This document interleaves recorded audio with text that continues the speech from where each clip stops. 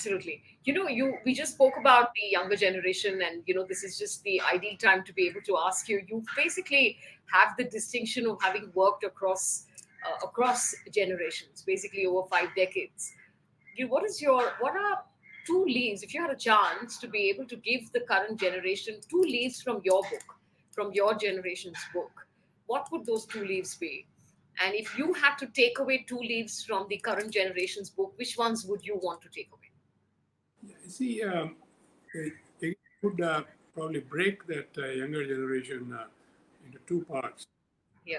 One are the young leaders who are now coming in into the digital business, not necessarily fintech. I'm taking the entire canvas of Sure. new tech, I would call, where these youngsters have become adept at working with very little, very few resources, capital constraint, and putting technology together. Because in today's world, you can look around and there is a whole lot of technology, which I call free mein milta hai.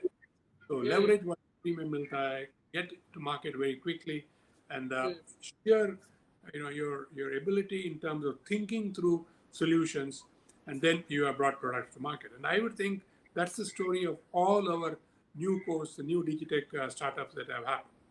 So they have this in abundant measure, the ability to think differently, to execute differently, and so on. But you would see that again, there are now other gaps that they will need to handle. That is, I mm, think they will face the same that the dot coms faced in the 2000 era. mm, Is the scaling up challenges and to making sure that the value that you create and the mm. valuation that you expect to have or believe you have, are in sync and they don't go out of sync because that could create a whole lot of challenges. Oh yeah. So, but prima facie, they have this mindset. The challenge really is for incumbents because you again have a mindset issue with the incumbent. Despite seeing everything around you, as long as you are you're surrounded by people who do not have the ability to change, you are going to hit a wall. Mm, So you need to understand how you can break free from this stuff and pivot. Just to say that I'm going to pivot, I'm going to put technology and it won't work because mm, all you end up is doing spend more money and uh, hardly any return. You mm. have to basically be prepared to jettison the past. That's a Mm. difficult call. Right, right. Are there any leaves from the current generation's book that you would like to take away, which you really like, which you think, is impressive, Yeah, and I think somehow we can have, yeah. one No, go is ahead. courage. One is courage. Very clearly, courage. See, when we took a job, I joined ICS in 71.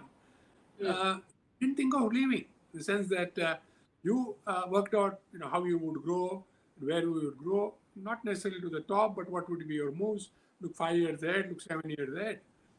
But the youngster of not today, 20 years back, between the year 24 and 3031, person would have made three career changes. mm, And that continues now. Probably it is now not three career changes, but between 24 and 22, it'll probably be five career changes. So clearly, I think there is something happening there which I would like to understand much more. B, mm.